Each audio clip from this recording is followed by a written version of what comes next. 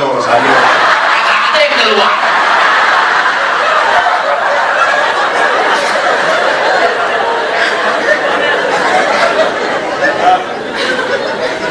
Walaupun saya harus tahu bahwa kalau laki-laki itu sudah dibawain, gak ada yang mengucapkan terima kasih. Nah, laki-laki itu harus saya bukain sendiri.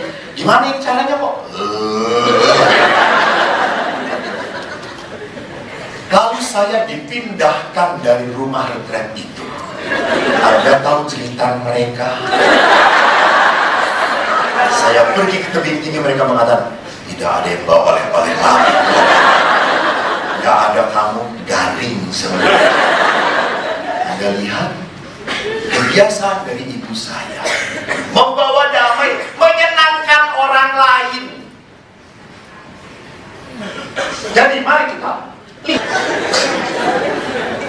Jadi kalau tadi dikatakan bahwa kita harus menjadi hikmat, hikmat itu adalah orang yang mau memegahkan diri di dalam Tuhan. Bukan memegahkan diri atas namanya sendiri, tidak. Saya bisa seperti ini karena Tuhan, karena Allah.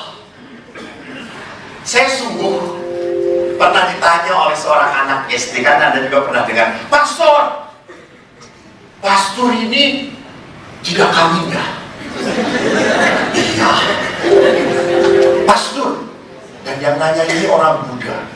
Orang Buddha itu kan percaya yang namanya reinkarnasi. Lalu dia bertanya, Pastor, kalau nanti Pastor reinkarnasi ya, hidup lagi di dunia ini, lalu boleh menikah, apakah Pastor mau menikah? Lalu saya berkata, nah, kalau saya hidup kembali dan boleh menikah, saya akan tetap jadi pastor.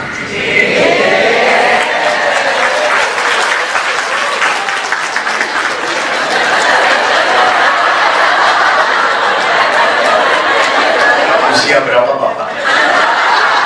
Jawab, jangan ketawa. Berapa? Oh, lucu-lucu. Usia berapa?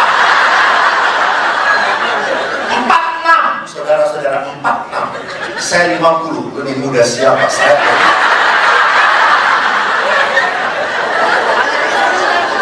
Lebih muda saya. Bapak cepat tua karena penderitaan, karena istri. Ini garis-garis penderitaan.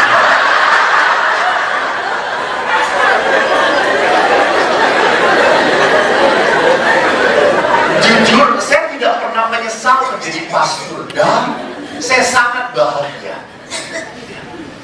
Ibu-ibu berdesakan potret, berdesakan.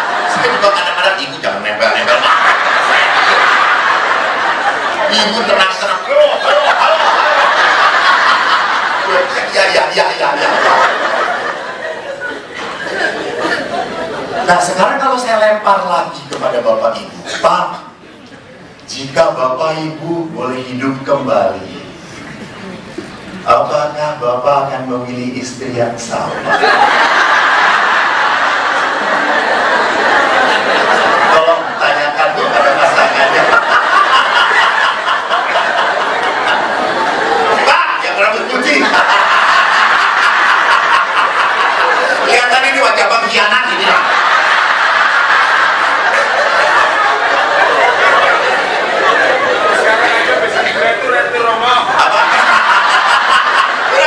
Sekarang aja sudah mau direktur loh.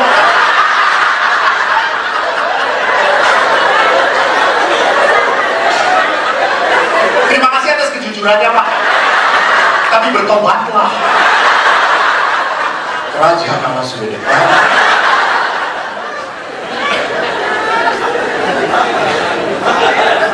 Pak, saya tidak hanya mendengar kata-kata itu dari seorang suami, para istri pun sama. Mengeluh. Istri kan kalau sudah punya anak, sudah tidak lagi mau berhubungan. Para istri, sudahlah ngomong, dia jangan gitu-gitu lagi lah. Anak sudah ada.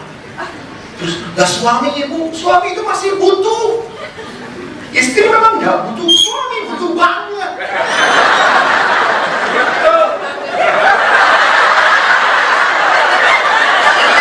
Ini seminarnya rasanya harus diperpanjang.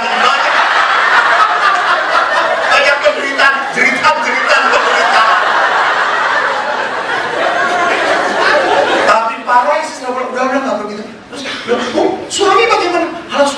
suruh jadi pastor saja. Enak aja barang bekar suruh jadi pastor. Kami tidak menerima barang bekas itu. Jadi lihat di sana, mari kita lihat pertanyaannya. Kalau maaf.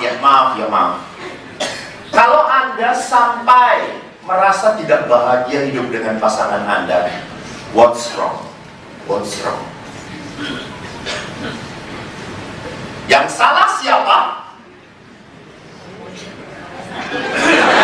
Saya nanya.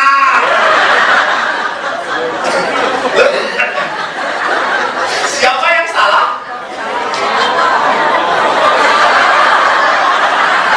Ini kurang ajarnya harus dari Jakarta tuh kayak gitu. Siapa yang salah? Romo. Kenapa nanya-nanya?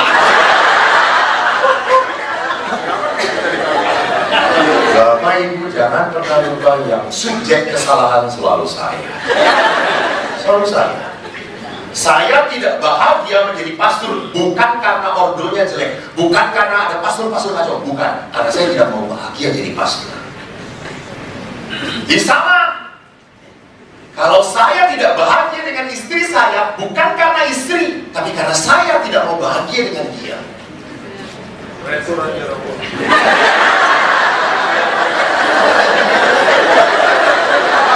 Panitia ada helm nggak?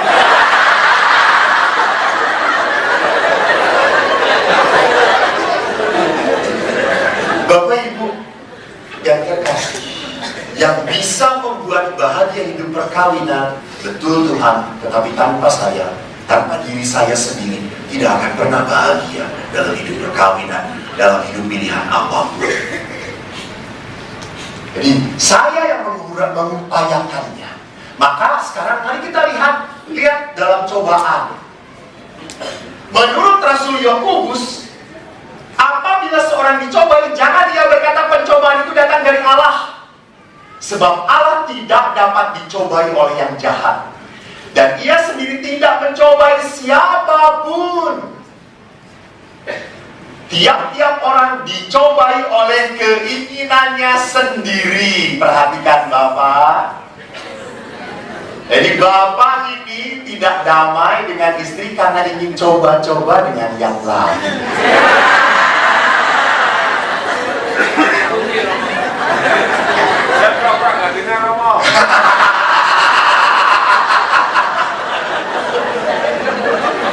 Jadi perhatikan di sini. Coba sekarang perhatikan. Kalau boleh saya tanya, siapa yang hidup perkawinannya tidak sesuai dengan mimpi sebelum perkawinan? Jadi Anda sesuai dengan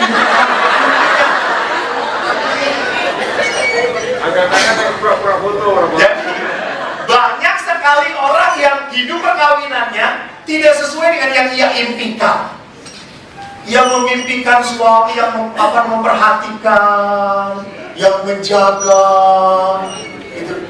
itu hanya mimpi, betul. So, memang kalau laki-laki itu hebatnya kalau belum menikah, pacarnya dilihatin terus dijaga. Saya itu pernah lihat seorang perempuan yang sedang pacaran, saya lihatin perempuan, laki-lakinya langsung. Tapi kalau suami istri sudah menikah, yang lebih galak istrinya. Pada saat suaminya dilihatin sama perempuan, istri perempuan. Tapi kalau suami istrinya dilihatin, dia langsung terus aja. Silakan. Oh, bosan ada. Jadi ini lihat, orang dicobai oleh keinginannya sendiri karena ia diseret dan dipikat olehnya, dan apabila keinginan itu telah dibuahi, ia melahirkan dosa. Jadi selama masih keinginan, dosa atau bukan? Dosa juga. Karena keinginan itu makin lama makin kuat. Jangan pernah coba-coba ibu-ibu kalau jalan-jalan ke mall. Saya itu belajar seperti seorang santo. Bagaimana kalau jalan ke mall? Saya kadang-kadang diajak sama ibu-ibu ke mall. Karena apa? Karena karena saya ingin melihat. Ke mall saya selalu berkata, ya asik, saya tidak butuh ini, saya tidak butuh ini, saya tidak butuh ini, saya tidak butuh ini, dan pulang saya tidak bawa apa-apa. Ibu-ibu beda, diskon. Gak penting perlu atau tidak, yang penting mumpung. Keinginan yang membuat kita jatuh akhirnya. Saya tidak mengatakan dosa atau tidak, ya. Saya tidak mengatakan itu, gitu ya. Tapi pada saat kita mengikuti keinginan kita, seperti apapun, kita sudah menjadi hamba keinginan kita. Maka orang dicobai oleh keinginannya sendiri. Kecenderungan kita berbuat dosa, nafsu yang tidak terarah, sebagai akibat dari dosa asal. Jadi kita membawa dalam diri setiap orang itu keinginan-keinginan yang tidak terarah. Sehingga kita mencari kesenangan yang semu dan berlebihan dari yang seharusnya. Orang senang itu boleh. Enak itu boleh. Tetapi tidak berlebihan. Ada seorang bapak, dia sering berdoa, tapi berdoanya menyulitkan Tuhan. Ini doa yang menyulitkan Tuhan. Bagaimana doa yang menyulitkan Tuhan? Dia itu berdoa, Tuhan, dia kan udah tua, usia 50 tahun lebih. Dia berkata, Tuhan, berikan aku kesehatan. Semoga badanku tetap baik, kau jaga dengan kesehatan, sehingga saya bisa bersuka cita. Tapi bapak ini tidak pernah olahraga, dan segala makanan diembat, apalagi yang bau-bau lemak babi, sancat. Dia sikat saja terus. Ini doa yang menyulitkan Tuhan. Minta sehat, tetapi hidupnya tidak teratur. Jadi bagaimana Tuhan bisa membantu dia? Saya ingat sekali seorang suami, saya pernah ceritakan, sangat prihatin dengan istrinya. Istrinya gemuk sekali. Lalu dia itu ngomong pada, tapi hebatnya suami ini sayang banget dengan istrinya. Lalu dia ngomong, Romo, tolong ingatkan istri saya, Romo, jangan gemuk-gemuk, saya takut dia sakit jantung. Saya sangat sayang dengan istri saya, Romo. Lalu saya, oke Bu, baik Pak, saya dekatin ibu. Lalu saya dekatin ibu, Ibu, ya Romo, Ibu ingat ya Bu, kenapa Romo? Romo kok melihat badan saya seperti itu? Ya, kebesaran Ibu. Terus apa salahnya Romo? Enggak, saya happy aja kok Romo. Bener. Ibu happy, tapi suami nggak happy. Apa salahnya? Ibu pengikut Yesus atau bukan? Saya pengikut Yesus, Romo. Jadi kalau pengikut Yesus pasti mengikut Yesus benar. Iya Romo, saya percaya itu. Ingat Ibu, Yesus ke surga bagaimana caranya? Diangkat ke surga Romo. Ingat itu Ibu, diangkat ke surga.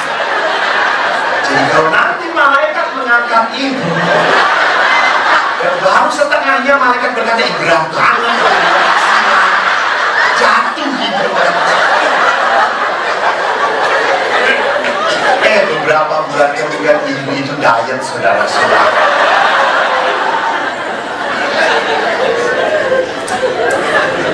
Jadi makan, yes, okay, I did it. Ya betul, saya butuh. Enak ya, tapi pada saat kita sudah berlebihan, di sana saya sudah bukan lagi makan untuk hidup, tetapi hidup saya untuk makan. Saya menghambakan. Sisi lain tentang pencobaan. Tadi orang dicobai oleh keinginan sendiri. Sisi lain tentang pencobaan. Lihat di sini dalam 3 kitab yang saya coba kutip ini beda. Pencobaan di sini istilahnya menguji. Sebab Engkau telah menguji kami ya Allah, telah memurnikan kami seperti orang memurnikan perak. Dalam kitab Nabi Yesaya, sesungguhnya aku telah memurnikan engkau, namun bukan seperti perak, tetapi aku telah menguji engkau dalam dapur kesengsaraan. Setelah disiksa sebentar, mereka menerima anugerah yang besar. sebab Allah hanya menguji mereka, lalu mendapati mereka layak bagi dirinya. Jadi rupanya dalam kitab suci dibedakan antara cobaan dan ujian. Dalam bahasa Inggris, ujian itu artinya temptation, cobaan. Sedangkan ujian itu adalah put to the test. Apa yang membedakan keduanya? Cobaan itu adalah berasal dari iblis, sedangkan ujian itu berasal dari Allah. Cobaan, lihat ada di dalam kitab suci. Yesus pun dicobai iblis 3 kali. Dan setelah dicobai, dikatakan dalam Injil Lukas, sesudah iblis mengakhiri semua pencobaan itu, ia mundur dan menunggu waktu yang baik. Jadi Bapak Ibu lihat bahwa iblis itu tidak pernah berhenti menggoda, mencobai kita. Supaya apa? Ini tujuannya, jatuh dalam dosa. Jadi iblis itu ingin sekali punya banyak teman, digoda. Maka godaan itu tidak hanya, jangan berpikir bahwa godaan itu hanya ada di luar gereja. Di gereja itu tidak ada godaan. Kata siapa? Di dalam pelayanan pun selalu ada godaan. Ya, saya ingat sekali waktu di Filipina lagi. Banyak kenangan biologis yang indah. Di Filipina itu umat kalau ke gereja, apalagi yang muda-mudanya, ibu-ibunya pun sama. Dari Filipina, dari gereja mereka langsung ke mall. Maka di sana itu gereja ada di mall. Di Filipina itu. Dan orang-orang Filipina kalau ke gereja, saudara-saudara, roknya naik, ininya turun. Nah, kita para pastor yang di depan itu melihat yang di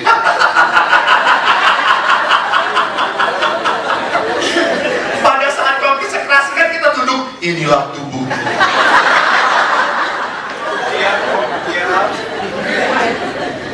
Maka satu teman saya waktu komuni Body of Christ, lalu dia datang sambil saya, ibu bilang, mantap sekali itu. Wow, that's your body. Dia berkata, amin.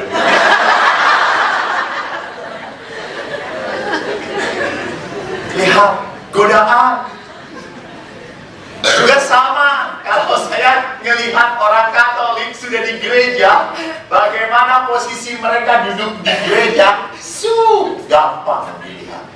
1 menit khotbah, 2 menit.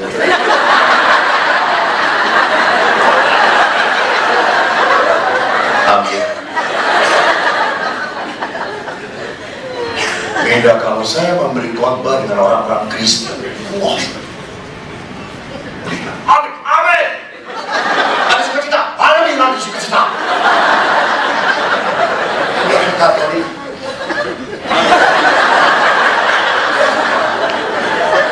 Tapi saya tidak pernah tersinggung kalau bisa ada yang tidur. Gak apa-apa. Rupanya dia di rumah tidak bisa tidur. Di rumah Tuhan dia bisa tidur nyenyak. Saya selalu berdoa, Tuhan semoga gak bangun-bangun.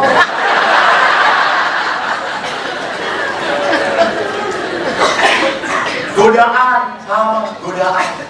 Juga sama, lihat seringkali orang Katolik kalau udah bisa duduk gitu ya, nungguin. Terus teng, lihat tasnya. Oh, yang ini.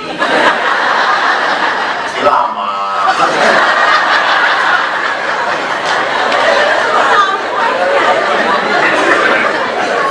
Betul ibu-ibu? Bertobatlah. Bagaimana urapan Tuhan akan terjadi, berkat Allah akan terjadi. Wong Anda sudah melihat maksudnya. Bahkan saya pernah sakramen pengampunan. untuk sekolah, dan orang tua di Katedral Bandung. Saya udah duduk 2 jam gitu, nungguin. Ada ibu-ibu, tak kali udah pengakuan dosa. Tiba-tiba ada anak muda, woi si Pak Sureko, nggak jadi.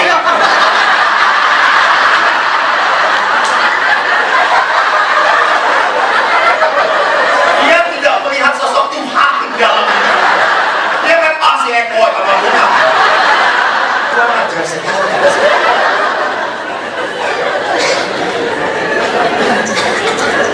Coba lihat di Jakarta ini pun umatnya, kata Bapak Uskup, memprihatinkan. Karena umat Katolik Gereja Keuskupan Agung Jakarta ini, kalau pengakuan dosa cari pastor yang tua, muda, mau mati.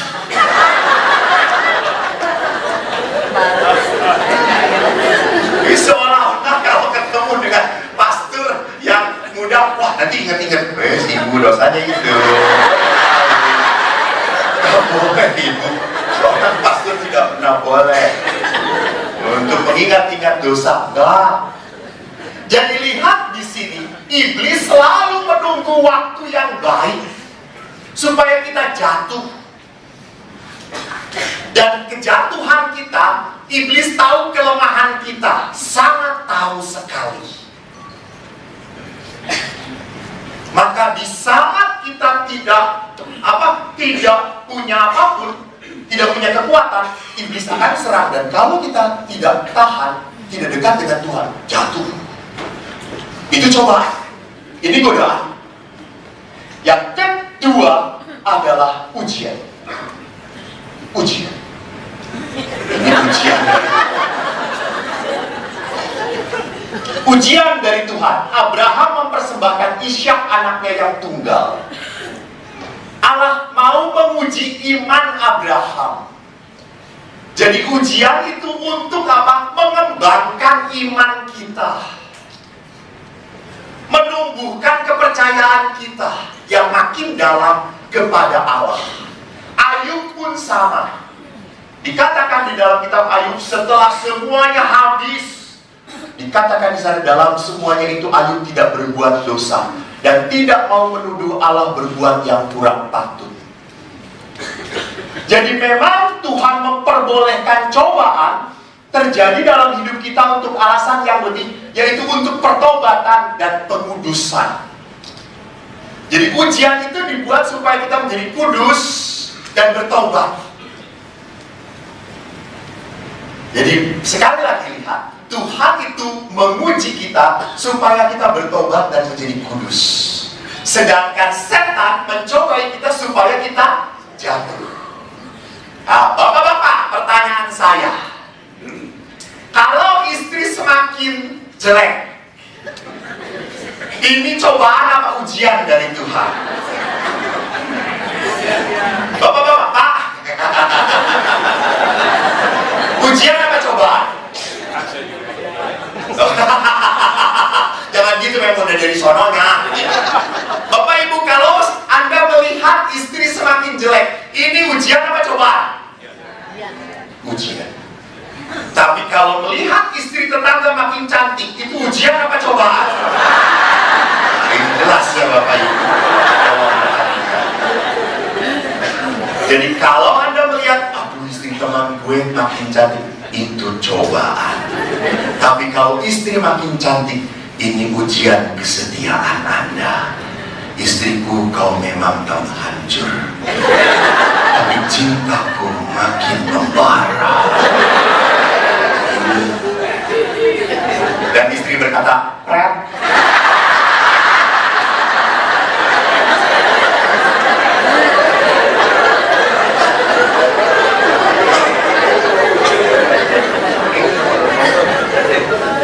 Ibu dokter, sakit ujian apa cobaan? Sekali lagi. Ujian. Sakit. Nah itu ya, bentuk yang sama bisa jadi ujian, bisa jadi cobaan. Sakit bisa menjadi cobaan pada saat orang yang menerima sakit itu makin marah.